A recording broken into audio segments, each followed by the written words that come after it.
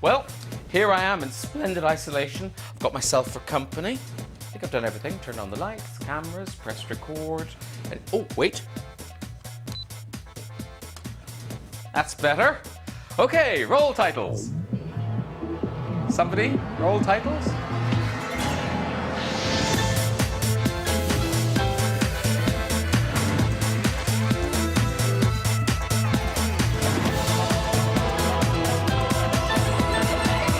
Hello, good evening everyone, and welcome to the show. I'm Graham Norton. Is this the Graham Norton Show? Well, it's as close as we can get it. To all our viewers here and around the world, welcome.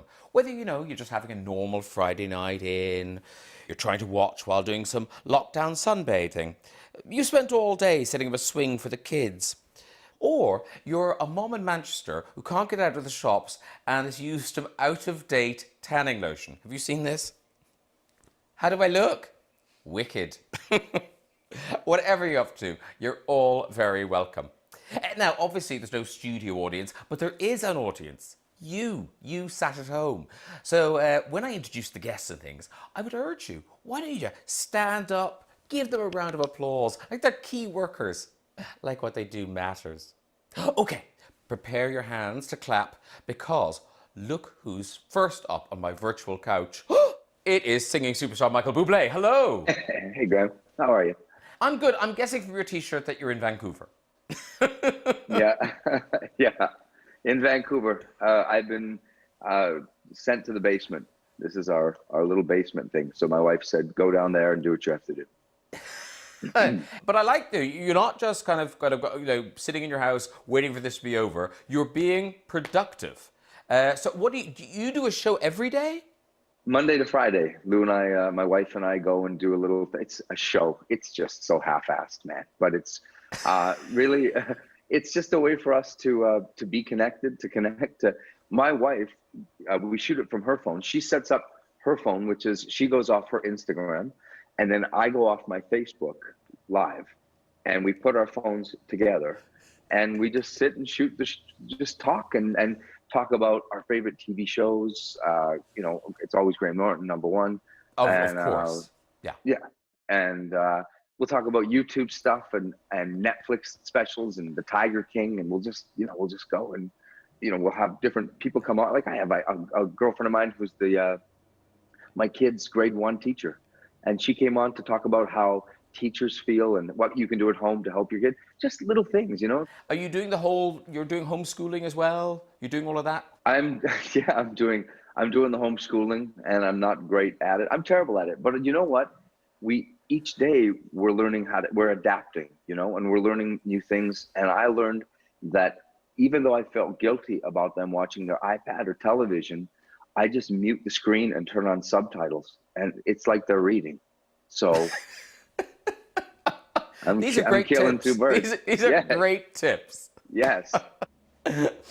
And what's the story? Because obviously, you are this kind of, you were in the middle of this big tour, so that all stops. Are you planning to pick it up again? How does it work? Do you reschedule everything, or is everything canceled? What's the story?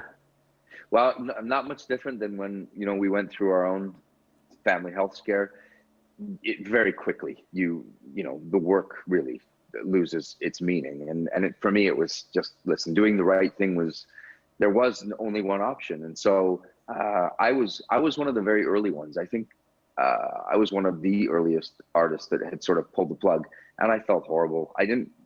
I knew I was going to make up the shows. I never canceled. I'll always make up these shows. I'll end up wherever I was supposed to be. I'll just do it whenever we can. But I felt bad for the promoters who got killed. They just got killed by it. So I didn't want them to lose their shirts. So I made sure that I would reschedule, and when we're all feeling safe about it, that I would get back to doing it. Like the day they tell us, okay, we're good, I will be on stage. Oh, wow. God bless you, Michael Bublé. And thank you very much for popping into our world and cheering us all up. And good luck with the shows. And we look forward to seeing you in the flesh as soon as possible. Thank you, Ed. Stay safe, and all you beautiful people, stay safe out there. All right, darling. Bye-bye. Bye-bye. Right, up next, Breeders is a Sky original comedy. It airs on Thursdays at 10, and it depicts the challenges of parenting, warts and all. Before I talk to its stars, Martin Freeman and Daisy Haggard, here's a clip. There's all that amazing music and drama at Park Road, the stencil art, the poetry slam. I love poetry. I love it. The idea of it. But what about reading and maths? West Street is outstanding at reading and maths. Am I going to a new school? No. Maybe. Not yet. Don't worry about it. Let's not pressure them. It's only primary school. They should be enjoying themselves. Yeah, I know, but if they don't pass their SATs, right, they don't get into the good secondary. Then they don't get into the good university, so they can't get a decent job, they can't afford to rent, let alone buy a flat, they can't settle down, they can't have kids. Ava is only 4. How have we got to her having kids already?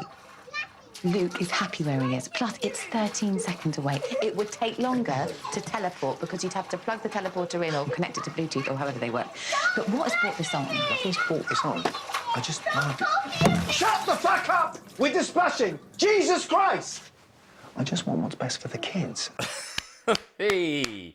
And Martin Freeman and Daisy Haggard join me now. Hi, guys. Hi. Hello. Are you going out later, Martin? Baby, this is for you.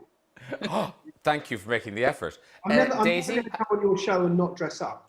Oh, that's very kind of you. Have you been in that outfit for about 2 weeks, Daisy? I basically have. I did wash it for you though, so I smell lovely, just so you know. That's very kind of you. Hot. I'm already regretting it. I'm really hot. Okay. You can take the mouth off if you want. There you go. Oh, Okay. there you go. Oh, hair model's own. Oh, work it. Now, I've been really enjoying Breeders, but I was kind of surprised by it because I thought it was going to be a kind of cuddly family comedy, and it's not that, is it?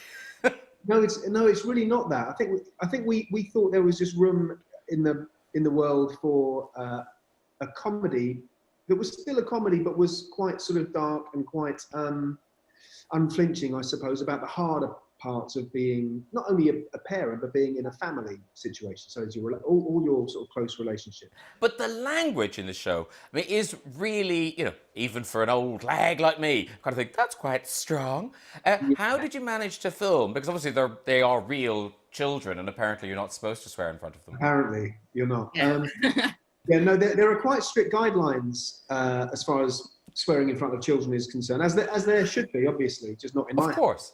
But yeah, at work there should be, and so there would be different script sides. So if me and Daisy have a scene together, with the kids, all the swear words will be replaced by something a bit more mild, so that the kids will never read scripts with bad words in. And so we'll do the kind of mild version in front of the kids, and then when the kids have done their coverage, they will go off with little headphones on into an adjacent room, and me and Daisy will say all the sweary lines as written.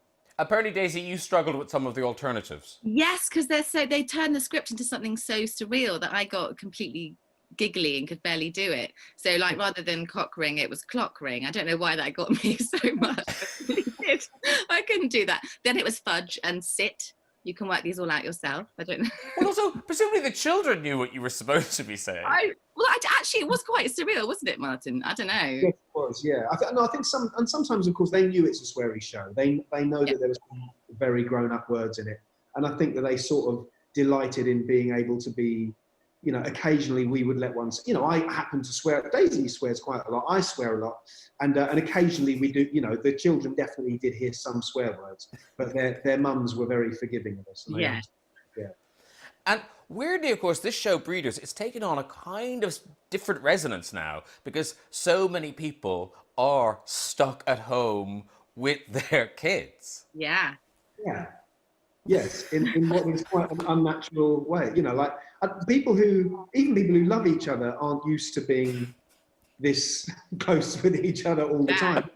So it's quite an interesting time. I mean, my kids are at a different stage to Daisy's. I mean, mine can be less hands-on. They're doing their own thing at the moment, whereas Daisy's need attention a bit more. Yeah, mine are 2 and 5, and it's just this sort of terrifying thing as they get more and more bored and they look around the house and they're seeing it as some sort of terrifying playground where you're just going, you cannot hurt yourself. We are not going to hospital. Please be safe. Well, you say that, Daisy, but then I think on day one of homeschooling, you built them this. Oh, no, Like don't. That does not look safe. That is my husband's invention, and I can't bear it. But we put the teddies on it. But yeah, it's so frightening. I know. I took a photo of it. His invention. It's all his fault. But they are. And what's going on in this one? Because why are they staring at the pot plant? A spider died. We found a dead spider, and I thought, that's half an hour. That is half an hour. I've got to bleach the fridge. That's amazing. So I was like, this is a really big deal, guys. And then I was like trying to teach them not to be scared of bugs, because I don't want girls that are like, ooh, about bugs. So I was like, this is an amazing spider. They got really upset, and I had to sort of backtrack a bit because they were like, oh my gosh, the spider. So then they like FaceTime their aunt and uncle to talk about this terrible tragedy. But anyway, we did a funeral. It was useful. It was half an hour, and I bleached the fridge. And for fear that anyone thinks you're not actually educating your children, you are doing real lessons. You posted this one. This was which daughter was this? Oh my gosh, yes, that's Elsie. She's 5. What was the lesson? It was writing a sentence, a funny sentence. What is it? The pig likes to fart, isn't it? Well, it's the pig licks to fart. Oh, licks to fart, yeah. That's right. It does, Graham. And Daisy, you know I'm a huge fan of Back to Life, and I believe Back to Life is that's all up on iPlayer right now, right? It is, yes, it is. Have you filmed series 2? Is that in the can now? No, I am trying to write that now as well, in these circumstances. So that's fun. They sit on my lap and they tend to take over my script and write lots of things that I have to delete afterwards, like just stuff like that. Or the pig licks to fart. It's quite a good line. I mean, that's probably going to go in. That's gold. Well, look, thanks for joining me. Stay safe, stay sane. Brit continues on Sky One. It's also available on Sky On Demand and the streaming service Now TV. Martin and Daisy, bye-bye. Bye-bye. Thanks, Graham. Now, Daisy isn't the only parent dealing with homeschooling. Up and down the land, parents are doing it with mixed results. There's a mother in Suffolk. She set some work for her children. Now, the girl, we sort of know her. She does well in class. She's not entirely confident her mother is qualified to be teaching. Here's the poem work. Do pirates still exist today? No. How do you know? Because I know everything. She then gave the same homework to the little brother, who obviously looked to his sister. Do pirates still exist today? No. How do you know? Because my sister is clever and she knows. And because I've never seen one. Oh, by the way, if you're watching in Somalia, we do know those answers are incorrect. Now, another fun thing to do is art projects. You know, and you just use things you find around the house, like, I don't know, lipstick. Hey, he's fine. They tested on animals. Hey, here's another fun thing you could do at home.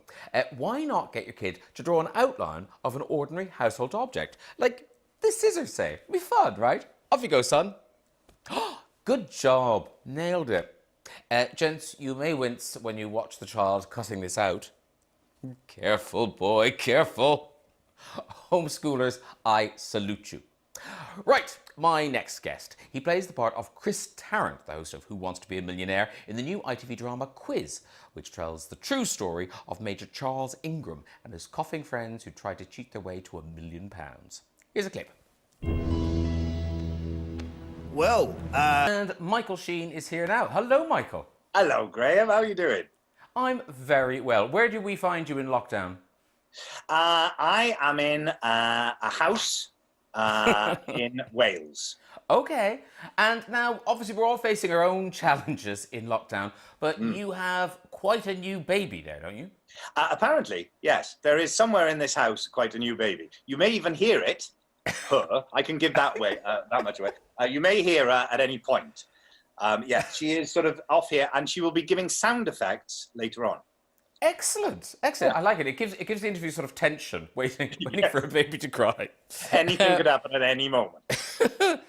Now, Michael Sheen, you have a reputation for playing real people. Obviously, you played Tony Blair, David Frost, Brian Clough, Kenneth Williams. What were the challenges of creating Chris Tarrant? Well, in a way, all those other ones that you mentioned were either the lead. A baby, character. you say? Yes. Everyone's a critic. all the ones you mentioned tended to be either the lead character in the piece or the co-lead character. Whereas in Quiz, it's the Ingrams that are the main characters. So Chris Tarrant is a sort of supporting character, really. But you still have to do just as much work because, you know, all it takes is one scene for people to go, nothing like him. So you've still got to put as much work in. So that was quite a challenge, you know, not having as much to play with. And also, you know, I got to watch Chris Tarrant doing the show, doing Who Wants to Be a Millionaire. But the thing that's most useful, usually when I'm playing a real character, is to get sort of footage of them when they're just being themselves, you know. So I tried to find interviews with Chris Tarrant. There's not as many as there are episodes of Who Wants to Be a Millionaire. So I just watched and watched and watched. And he is amazing at doing what he did. He sort of makes it look very easy, but it is absolutely brilliant what he did. So I did find it fascinating. And of course, I watched him so much. I'd never met him in real life. And I watched him so much. You do sort of become you have a weird relationship to the person, never having met them. And then I did meet him. I bumped into him not long after I'd finished filming at the Pride of Britain Awards. And I was having a photograph taken or something. And I heard this voice behind me going, looks nothing like me. And I turned around and there's Chris Tarrant, which is a very odd feeling when you meet someone. Not only, I mean, it's odd when you meet famous people anyway. But when you meet someone who you've been obsessively watching for so long, it's a very peculiar thing. So would you like to have a go now? Could you give us treat us to a little bit of Chris doing the show? All right, I'll do what Mike Yarwood used to do. Hello, Graham. It's Chris Tarrant here from Who Wants to Be a Millionaire. So, first up, let's play Who Wants to Be a Millionaire?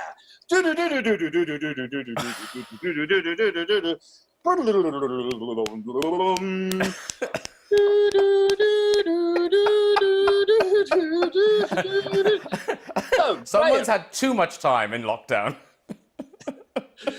So, Graham, you're from Ireland. You're a TV radio presenter, writer and novelist, I believe, and a raconteur, it says here. So, let's have no more delay. And first question.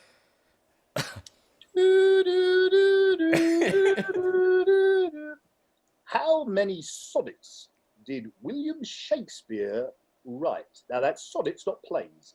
Sonnets. How many sonnets did William Shakespeare write?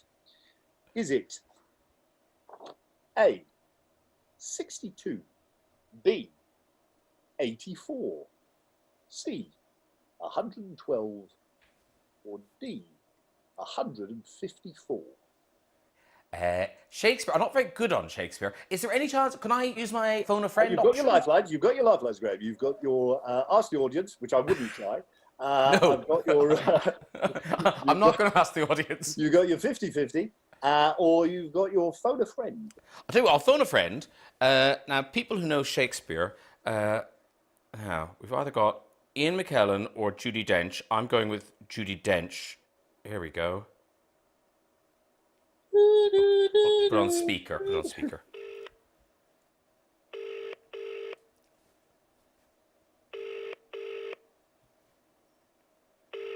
Is she in? We don't know. She better be. Hello. Sorry I'm not here at the moment to take your call, but if you'd be kind enough just to leave a name and a... Hello. Hello, Judi Dench. Hello. It's Graham Norton here. Very, very nice to hear you.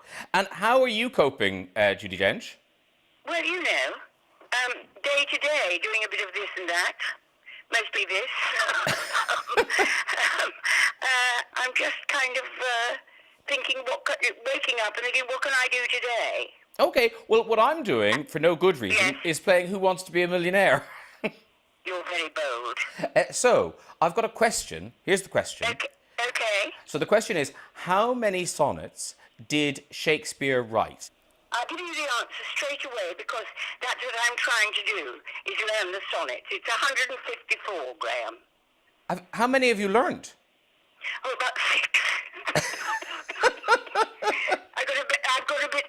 I'm planning on having quite a lot to do. So you are certain it's 154? Yes, it's 154. All right, thank you so much, Judi. Very good luck. Oh, thank you so much, and good luck to you in the rest of lockdown, and we'll see you in the flesh very soon, I hope. Hopefully. All right. Okay. Much love. Bye-bye. Bye-bye. Okay, she sounds very confident So I am going to go with D, 154. That's the answer you go for, Greg. Yes. For £1 million. Yeah. It's the correct answer! Oh! You won 154. Well done, Graham. Amazing. Well done. Thank you so much for doing that, Michael. Quiz. It's on ITV Easter Monday at 9 p.m. and then 3 consecutive nights. A pleasure, Michael. Back to your baby. See you soon. Bye-bye. Bye-bye. Bye-bye. Okay, before we hear our first virtual Red Chair stories of the series, it's time for music. This singer, before she even released her first album, has already won a Brit Award earlier this year and was named BBC Sound of 2020. Now she's agreed to perform in her very own house. It's Celeste. Hello, Celeste. Hi. Hello. I love it. I love that you've done that to your house. It looks great. Thank you very much. Yeah, I sort of hung up these red curtains and it has like a showgirl cabaret thing. I don't know, but yeah. It's fabulous. Thank you. What are you singing for, Celeste? I'm going to sing my single, Strange. It is. Here it is, Celeste and Strange. I tried for you. Tried to see through walls, but I touch your head to pull your thoughts into my hand. Now I can't say is that strange. Isn't it strange? I am still me. Who are still you in the same place? Isn't it strange how people can change from strangers to friends, friends into lovers, strangers again. Thank you. Yay! Celeste! I wish I had more hands. I wish I had more hands, Celeste. Thank you so much for doing that. That was gorgeous. And listen, that beautiful song, Strange, that is on the debut album. Now, has the date, it was coming out in September, I think. Yeah, that was the original plan. We're we're going to be slightly delayed because of all these things that are going on, just because of like the physical side of things, like being in a studio. I record a lot of my band, and so we can't all go in there because there's usually about 6 or 7 of us in the studio. But you can pre-order it. At the moment, it's self-titled. It's just Celeste. You know, all the different places you can usually find music. And I'll probably name it something else later on in the year when it actually comes out. Or, well, I hope people do pre-order because it's so important that we support artists and musicians and people right now. Celeste, thank you so much for doing that performance and giving up your bedroom to us. We'll see you again. Mwah. Celeste, good night. Okay, the time has come for Red Chairs. Now, we're on a different time, so if you've never seen the show before, this is the item where someone comes on and attempts to tell a story of the most interesting or the funniest thing that has ever happened in their life. That's the theory. In reality, it tends to be people from New Zealand who've shat themselves. Let's see if a global pandemic has improved the quality of the story. Who's up first? Hello. Hello. Hi. Hi. My name is Sonia. Sonia. Yeah. And where are you, Sonia? I'm in Montreal. Oh, a Canadian, ladies and gentlemen. An art-loving Canadian. Did you paint that picture yourself? Which picture? The one on the wall behind you? That's a painting by my uncle. Okay. Yeah. It's not a picture, it's a painting. I'm an idiot. Okay, Sonia, off you go with your story. Okay, so this is years back. I was a teenager. I had a pet ferret.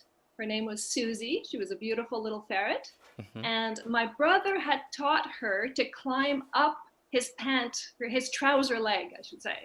And come Very out good. You know, you entertain yourself. I'm from northern Quebec, a small mining town. So, you know, having a ferret up your trousers, you know. Make your own fun. Exactly. But so one day we got robbed. And so we had a policeman show up at the door, and he was chatting with my mom. And then I think the next minute happens kind of in slow motion in my memory, because we saw the ferret walk into the room. We saw the ferret see the policeman. My brother and I looked at each other, and we saw the ferret see the policeman. The ferret ran up his trouser leg. And then, of course, she knew the trick. The trick was get out through the fly. But the policeman didn't know what was in his trousers, and he just felt some kind of animal running in circles looking for the exit. So my brother and I, very concerned for the well-being of our ferret, were just saying, like, open your fly, open your fly. And he would not. So he was completely freaking out. Enough now. No, because it was a very good story, very, very good story, strong story, but it was a weak finish, I felt. It was, I felt it peaked about 2/3 of the way through. Do we have another one? Hello. Hello there. Hello, what's your name? Catherine. Catherine, and where are you, Catherine? Southampton. Oh, okay. I was sort of hoping for global, but there you go. Southampton's good. And what do you do in Southampton, Catherine? I work in the nursing team at a GP surgery down here for the NHS. Oh, okay. So is a GP surgery kind of less under pressure, or is it a bit calmer for you guys than the hospitals? About the same. About the same. Okay, well, thank you very much for for doing this. It's very kind of you. Okay, Catherine, off you go with your story. Okay, so a few years ago, I was at an ex's family wedding. Oh, yeah. So we were all outside for the group pictures, and the boys were at the back and the girls were at the front. So I put my hands behind my back and squeezed and groped my ex-partner's cock and balls. Okay. And she's a nurse, everyone. She's a nurse. What I didn't realise was, because my ex-partner was best man, that he had moved places with his dad. So essentially what I was doing is stood in a field on a really hot summer's day, squeezing my ex-father-in-law's penis and testicles. Catherine, I like that story. I think you can walk. Walk, off you go. Yay! Yay! Yeah, I can walk. Yeah. No, so yeah, that's what walk. happened to me. Walk. Walk. Oh, walk, sorry. Bye. Kind of glad she's not in the studio. Okay, that's it. That is all we've got time for, ladies and gentlemen. If you want to join us from anywhere in the world and tell your red chair story, you can. You just contact us at this very address. That's it for tonight. Please join us again next week for more of the same time, same place. I'll leave you with this chef from the Czech Republic. He's clubbing in his kitchen, finding the fun where you can. We're all gonna do it. Good night, everybody.